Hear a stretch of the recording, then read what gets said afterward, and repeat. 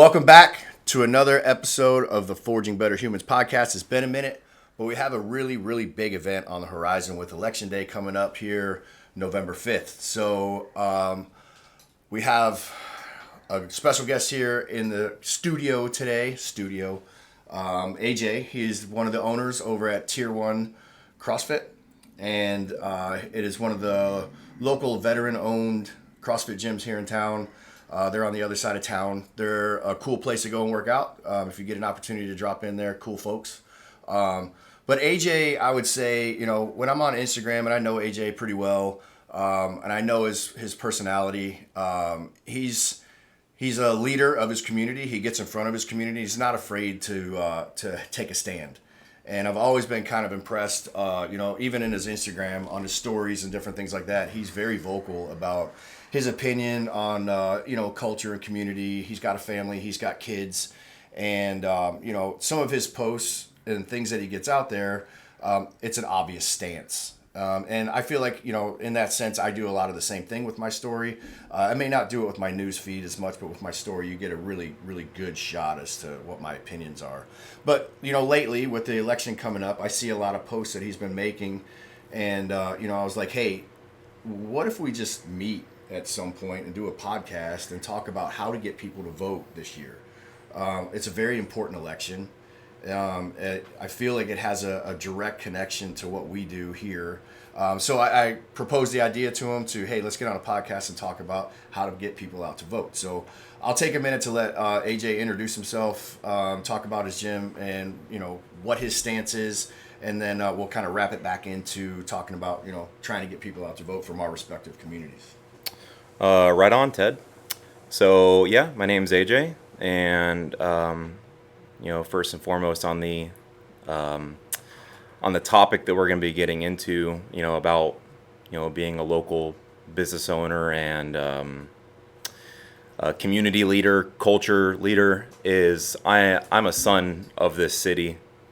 Ocala has been my home for pretty much my whole life, with the exception of a couple years in the Army, and I feel very grounded here in this city. But yeah, so born and raised in Ocala. As far as a quick snapshot of my upbringing, didn't really take school too seriously or anything. Kind of knew that I was going to join the Army when I turned 17, even from like when I was 13 years old, because that's what my older brother did, and I'm like, all right, I know what my goal is now. And so joined the Army a couple years in, had a medical discharge due to some hernia complications. Came back to Ocala and, worked a couple dead-end jobs, and then got started in fitness. And a couple years ago, I was able to start my own gym, Tier 1. And yeah, that's a short kind of synopsis of how I started a gym here in Ocala. Okay, we can get that. So with that, that's how you got to the gym, but your viewpoints are what I would say would be very patriotic, right? So how do you center on those viewpoints? What I would see when I see your viewpoints, they come across very family first, very Christian forward. Yeah. Lead from the front type, things that, I can identify with. Even though I'm not a Christian, I do have a lot of respect for those who actually follow organizations that have positive outcomes. I respect the hell out of that type of stuff. So I didn't grow up in a Christian household or anything. I actually, my mom passed away when I was 12. I grew up with my grandma, and I had no good role models, no good foundation. And, I'm a very, you gotta show me for me to believe type stuff. Me too. And when you're a logical thinking person, you typically need, like, you gotta show me the money type stuff. No matter what your beliefs are, everything comes down to faith. You gotta believe a couple core principles to set the rest of your life around that. And when I got married when I was what people would perceive as young, like I would say 24 is kind of young to get married in this day and age. And then had my first son. 3 years later, had a daughter. And if you have children in this day and age, and you just think about how crazy things have even changed in the decade, and you think about what the next decade is going to hold, how could you not be passionate about the way the world is going, and also about politics? Because people, one of the things that irks me is when people say I'm not into politics. Well, politics is into you, and the way that you go about your life and run your life. If you're not talking about policies and things that directly affect either your employment or your business, or the kind of world that your children are going to grow up in, you're just lazy. And I feel so strongly about those things that, yeah, I see something that I think other people need to see. I'm gonna do my part as a business owner and community leader. I'm gonna put it out there, because people will respect me for being their coach, or leading them through life change through fitness. And then, I hope through that trust where, I can form a relationship with somebody for a long time, that I can start to show them some other ideas. And, maybe they have some presuppositions that, they don't think the way that I do, but they also know that I have like a good head on my shoulders. And they can reach into that and find that out, that you're authentic. Yeah. That you're actually walking that walk. Like I don't, just like every day in the gym, I don't BS anybody in the gym on any given day. Right. If it sucks, it sucks. If you need to do it again, I'm going to tell you need to do it again. If I don't like what you're doing, I'm going to tell you to stop. There's a very clear aura in tier 1 that, I have expectations of people, and I hold those expectations and these, my members accountable to those. And like I said, if I can develop some sort of a deep relationship with people that don't think like me, then that's my opportunity, not just as a Christ follower, not just as a business owner, a coach, to affect my community. And I'll tell you, like I'm a pretty introverted person. Before starting tier 1 and actually becoming a full-time CrossFit coach years before that, I'm a machinist. So like it is very easy for me to walk in, put some like music in, and I'll just work all day long and not say a word to anybody. Right. But there's you can't affect your community without talking to people, without getting in front of people. Yeah. And yeah, you touched on that for a minute. Like a lot of people talk about how, I don't vote or I'm not political. And, and I was one of those. I was one of those for a long time. I voted a certain way because my dad told me to vote a certain way. And then at a certain point, I got tired of listening to his shit. So it was like anything he said was wrong. So I just completely stopped voting. So when voting, and I started to live a lifestyle that I still live today. I believe that I am in control of my own destiny. I control my family, and I can control bits and pieces of my community by helping them along the way and showing them a path on how to get stronger and more disciplined and to be more self-sufficient and to be able to take care of yourself. And fuck the government. I don't really care who's in power, because at the end of the day, I'm in charge of my own household. And I still feel that way. I still feel like the government needs to stay the fuck out of my business, and that I can do what I feel. And I'm a very self-sufficient person. I own my own business. I make my own money. So does my wife. We do a lot of things that, I don't require the government's assistance on things. However, when COVID happened is when I started to see the world shift in a way that I'd never seen before.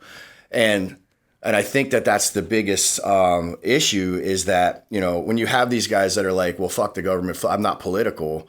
Those are the same people typically that are not doing those things. They are not self-sufficient. They are a lag on the system. Yeah. They're not doing anything to make themselves better. They're not doing anything to make their communities better. They're just not voting, and then they're being a fucking ass about not voting. The problem with that, I think, now is, you know, let's go back to our communities, your respective communities, right? We're doing what we can to build these people up, show them a way to be self-sufficient, take care of themselves, take care of their families. But what if you could do that in an environment that's not so fucking degraded every day and is continuing to degrade around you? So while you're holding a standard high in your community, you're watching the world just kind of shift and drop and fall.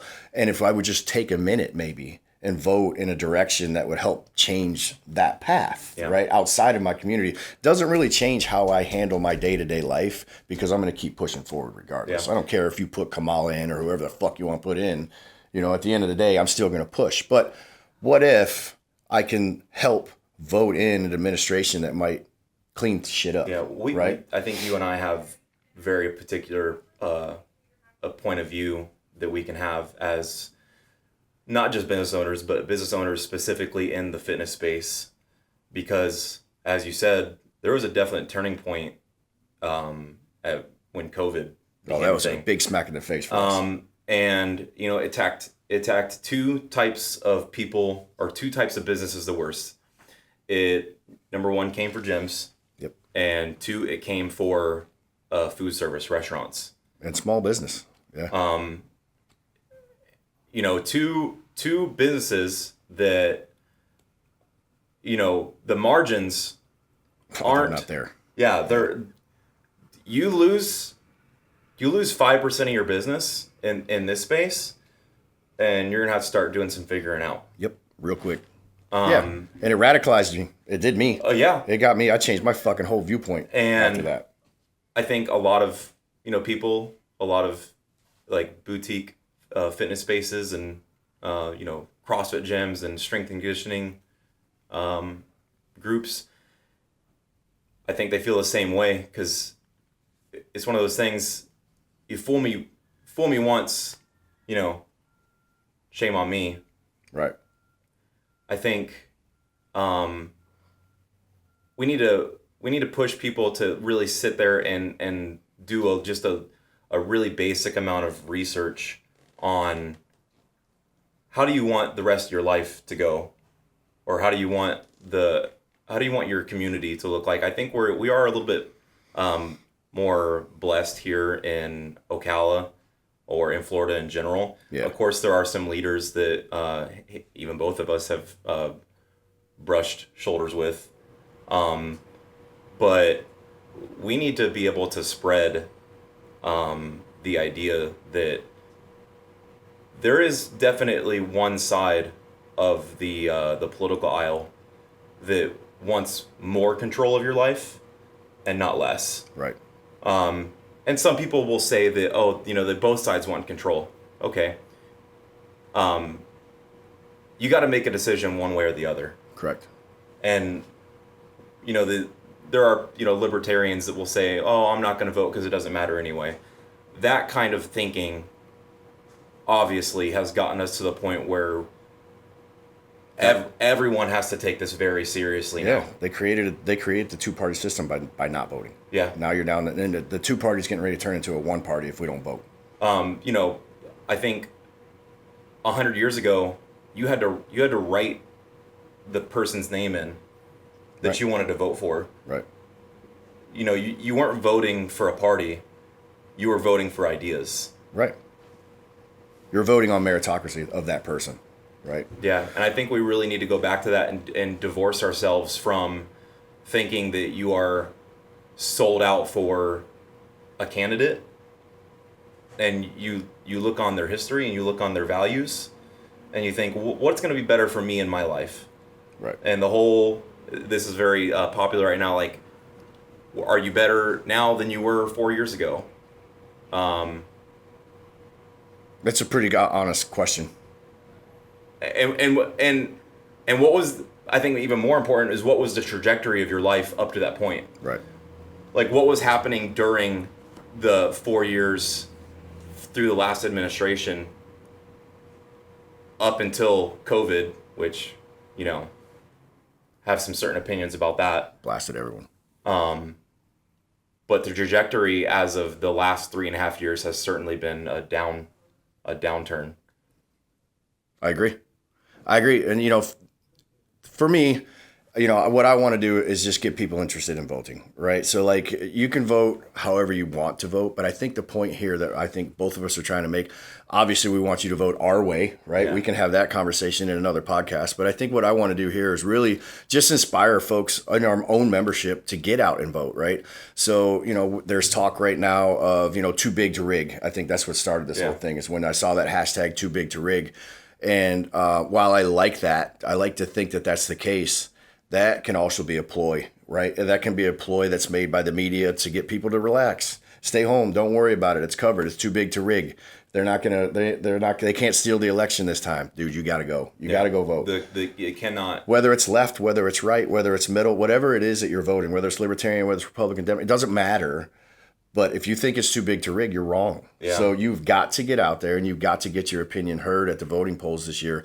In the meantime, hook up with us to get some self-discipline and some training and become a little more self-sufficient so that you're doing all the benefits of becoming a citizen, right? A true citizen of your nation when they need you. Yeah, right? and a useful member to your community. A useful member, right? Not a liability right, which on is your family. All too many of people being not a liability on your local healthcare system. Right. But yeah, it does breed a little bit of complacency when you see the momentum. And yeah, you're like, they got it. Oh, I don't have to worry about it. Yeah, that's not a safe way to think. You know, that's what happened last time. That is what happened last time. And it kept the margins close. And then who knows what happened with that? Whether it was here or there, everybody's got their own opinion. I think if everybody knew the game, as far as when you say it doesn't matter which way you're voting, I think everybody just wants to see the actual numbers. Yeah. Like, I want all the Democrats. I want them to vote. Right. I want all the Republicans to vote. Right. I want all the Libertarians. I want everybody to go to vote. I want all the Marxists real to numbers. Vote. Real numbers. I want all the communists to vote. I want all the you know Billy Bob in the hills that keep it real. I want them all, because the more realistic I can see those numbers for myself, the better I can feel about the outcome. Yeah. Because there are some things that you can't change, but the whole point of us sitting down here is that there are things that we absolutely can change. We are in the front figure position of two very aggressive kind of businesses, and people will listen to us if we just tell them like our point of view. So I think we're gonna try to get some sort of some challenge going. Yep. To get our membership and our people out to vote. Yep. You want to talk about that? Yeah. So we're gonna do what we're doing here now. We've got to this part of it. So we talked right before the podcast. How do we get our membership to get inspired to vote, guys? So what we came up with, and you guys are more than welcome to steal this. Use it for your business. Use it for your church. Use it for anything out there. We're using it. We're going to call it the Ocala Votes Photo Challenge. So you're going to go out and you are going to go to the polling booth. You're going to vote and you're going to take a picture, right? And what we're going to do, and you're going to hashtag you're going to hashtag Ocala Votes Photo Challenge. You're also going to put what gym or business. So for us, the bottom part of it's going to be hashtag Iron Legion Votes. And then tier one's going to do hashtag tier one votes. And hashtag tier one. That's important because as a challenge, we need to be able to track who's doing this. Yeah. And it's obscure enough of a hashtag. Do you want to add the year? It would help. Yeah, throw 24 in there. So like Iron Legion Votes 2024, tier one votes 2024. That would be cool. And but that way, once at come November 5th, November 6th, the day after. Whatever the results are, we can actually go back and see, just from us having this little sit down, that we had an impact. Like we will be able to literally see the impact. Of course, maybe most of these people would have voted anyway. Right. Right, but now we can make it fun. But I can guarantee you we're going to get people who wouldn't have. Yep. And that's people like doing this stuff. I think so. And I think, guys, if you do something outlandish and funny, right, or patriotic, right, you paint your face with the American flag, you wear a certain set of whatever, or whatever your clothes, something cool that that's the photo challenge, right? We're looking for something that's like super cool to look at, like, holy shit, that was awesome. Do a handstand hold. Do a handstand hold with your I voted sticker on upside down at the voting booth in front of your truck. Whatever it is, like, just make it fun to show people that you got out and you voted. Because what that fun picture is going to do, I'm going to be honest with you, straightforward with you, we want you to share it so that your friends in your community outside of that, maybe they see that and they get inspired to get off the couch and go vote that day because they want to throw down too. They want to throw in a pitcher and just get into the pot, right? Make it fun. There's a real responsibility as a citizen to get out and vote, but it doesn't mean that it has to be so rigorous and boring. We can get out, we can make it fun, we can make a challenge out of it. At the end of it, we can come up with some type of prize for whoever has the best picture or the most votes or something like that.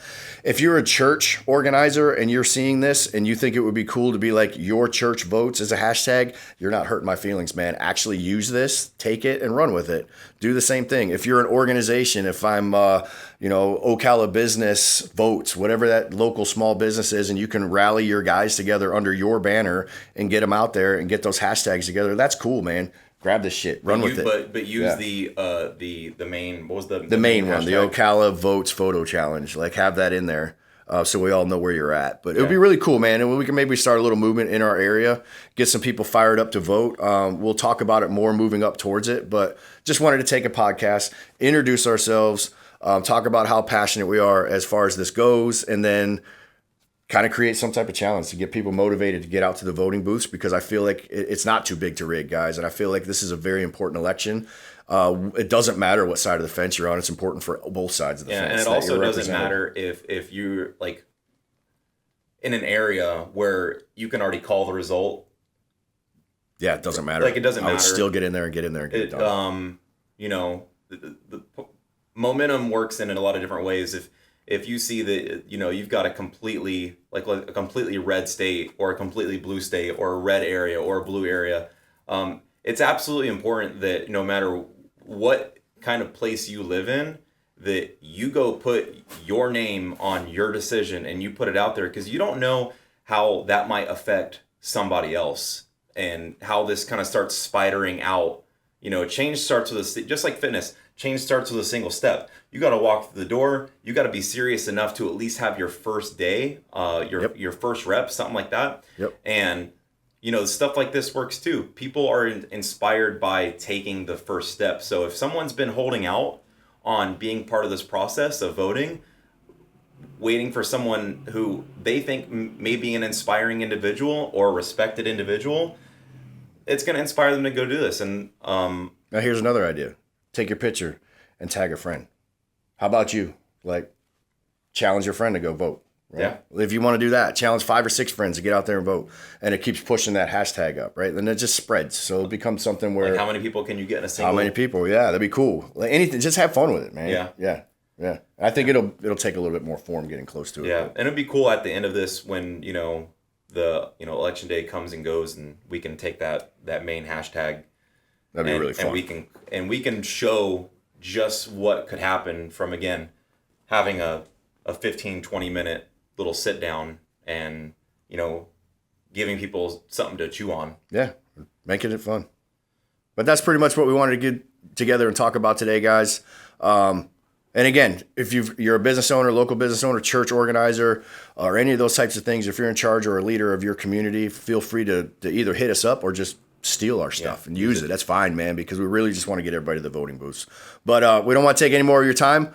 Pay attention to our Instagram. Your Instagram's at Tier 1? At Tier 1 CrossFit DBP. Yep, so that's theirs. And then ours is at Iron Legion Strength and Conditioning, or at Iron Legion SC. So that's the end of the Forging Better Humans podcast. We're going to wrap it up, but stay tuned to our Instagrams. We're going to be talking about this a little bit leading up to election day and then afterwards. But thanks for coming, man. Yeah, of course.